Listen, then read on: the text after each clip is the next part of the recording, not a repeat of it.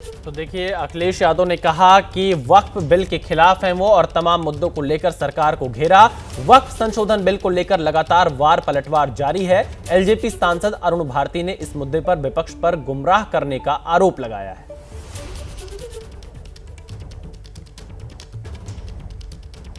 कि इस पे विपक्ष ने जिस तरह से भ्रम फैला करके लगातार फियर मॉन्गरिंग कर रहा है, ये बिल्कुल गलत है।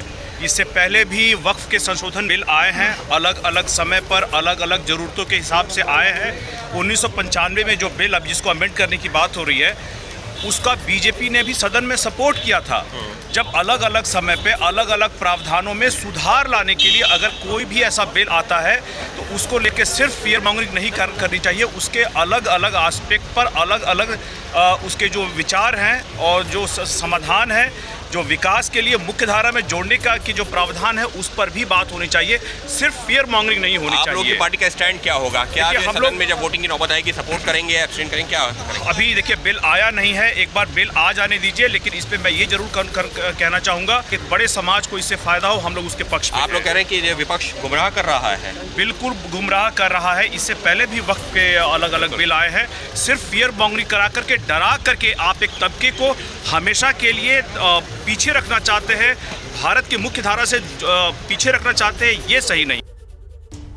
तो आपने एलजेपी के सांसद को सुना, वो कह रहे हैं कि विपक्ष मुसलमानों को गुमराह कर रहा है, उन्हें डराने का प्रयास कर रहा है। अंकित गुप्ता हमारे साथ दिल्ली से लगातार लाइव जुड़े हुए हैं। अंकित, कब तक ये साफ हो जाएगा कि वक्फ बिल लोकसभा में कल पेश होगा या नहीं होगा?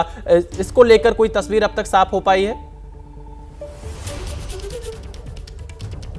विशाल, चर्चा इसी चीज़ की ये है कि ये बिल जो है कल लोकसभा में लाया जाएगा और ये खबर हमने अपने जो है दर्शकों को पिछले हफ्ते भी दे दी थी कि ईद के बाद में इस बिल को लाया जाएगा। लेकिन महत्वपूर्ण ये है कि आज जो औपचारिक तौर पर जो बिजनेस एडवाइजरी कमेटी की बैठक होती है, उसमें क्या तय होता है? उसमें यह तय होता है कि सदन की कार्रवाई कैसे आगे बढ़ेगी। सरकार अगर कोई बिल लाना चाह रही है तो वो कौन कौन से बिल हैं, उसके बारे में तमाम जो राजनीतिक दल हैं उनके सदस्य, उस बिजनेस एडवाइजरी कमेटी के सदस्य होते हैं, उनको जानकारी दी जाती है। तो उम्मीद ये की जा रही है कि 12:30-1 बजे के आसपास ये जो बैठक होनी है, इसमें जो है वो तस्वीर साफ हो जाएगी। और जैसे ही सरकार की तरफ से अपना इरादा क्लियर किया जाएगा, वो जो बिल की कॉपी है, यानी कि वक्फ बिल की जो नया संशोधन बिल है, उसकी कॉपी तमाम सदस्यों को सर्कुलेट की जाएगी। पहले लोकसभा के सदस्यों को और बाद में राज्यसभा के सदस्यों को, जिससे कि जब चर्चा हो तो उससे पहले सदस्य ये ना कहे कि हमको तो पता ही नहीं है कि इस जो बिल में है क्या। तो साफ तौर पर उम्मीद ये की जा रही है कि दोपहर 1 बजे तक ये तस्वीर साफ हो जाएगी कि क्या ये सरकार ये बिल कल ला रही है या परसों ला रही है। लेकिन ये तय माना जा रहा है कि अगले 2 दिनों के अंदर लोकसभा में ये बिल आ सकता है। ये माना जाए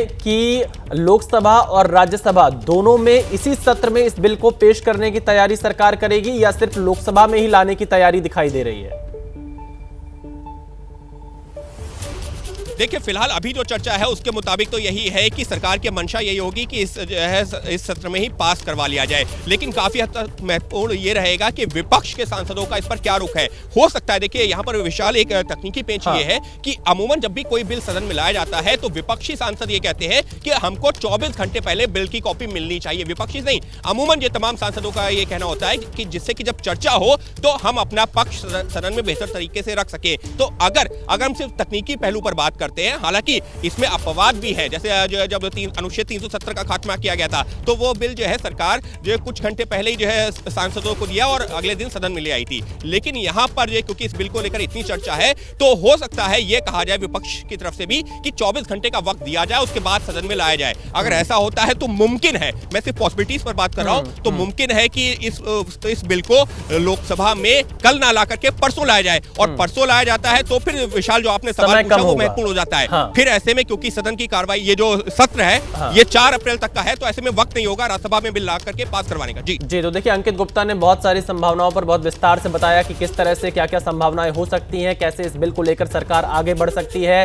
विपक्ष यहां पर कुछ समय मांग सकता है बिल की कॉपी मिलने के बाद उसका अध्ययन करने के लिए, क्योंकि लोकसभा में भी इस पर चर्चा होगी। अंकित, एक सवाल यहां पर यह भी है, मैं आपके पास आऊंगा, लेकिन इस वक्त जेडीयू के कार्यकारी अध्यक्ष संजय झा का क्या कहना है, आइए आपको सुनाते हैं। उनका इंटरेस्ट है, कभी भी उस पर उन्होंने कि उनके साथ गलत हो ऐसा नहीं होने दिया है।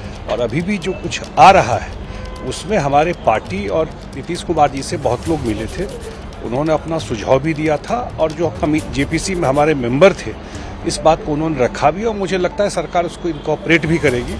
वक्फ बिल कोई पहली बार नहीं आ रहा है, पहले भी ये बिल आ चुका है 2013 में, उसमें अमेंडमेंट हो चुका है और उसमें ये जरूर हम लोग की तरफ से है कि भाई रिट्रोस्पेक्टिव नहीं हो, अगर पास्ट में कोई बात है तो उसको उस पर कोई आंच नहीं आए। ये हम लोगों ने जरूर, हमारी पार्टी ने कहा था, मुझे लगता है जरूर जो कमेटी है सरकार है इसको ध्यान में रखेगी। वक्फ बिल पर बोले सैयद नसीरुद्दीन चिश्ती, बिल के नाम पर लोगों को भ्रमित करना सही नहीं, ये गुमराह करने का समय नहीं है, कहना है सैयद नसीरुद्दीन चिश्ती का। सब मिलकर एक अच्छा बिल पास करवाएं, इस बिल का सपोर्ट होना चाहिए। अजमेर दरगाह के प्रमुख हैं सैयद नसीरुद्दीन चिश्ती। देखिए, मैं तो पहले दिन से ही कह रहा हूँ कि जो मिसलीड किया जा रहा है कम्युनिटी को इस बिल के नाम पे कि साहब दरगाहें छीन जाएंगी या हमारे मुस्लिम जो इदारे हैं दूसरे वो चले जाएंगे, तो ये बात तो सही नहीं है। ठीक है, आपकी असहमति वो अलग बात है, लेकिन हमारा मानना ये है कि जो भी अमेंडमेंट हो वो इन दी इंटरेस्ट ऑफ तमाम रिलीजियस प्रॉपर्टी जो वक्फ से अटैच है उसके इंटरेस्ट में होना चाहिए, उसको प्रोटेक्ट किया जाना चाहिए। बिल्कुल मेरा मानना भी यही है और सरकार की मंशा भी यही है। और जो गुमराह कर रहे हैं, मैं उनसे तमाम लोगों से ये अपील करूँगा कि वक्त गुमराह करने का नहीं है, सब मिल करके अच्छा एक्ट पास कराएं, वक्त की ज़रूरत है। और इसको कतई आम मुसलमान ये ना समझे कि ये इस्लाम के खिलाफ काम हो रहा, नहीं।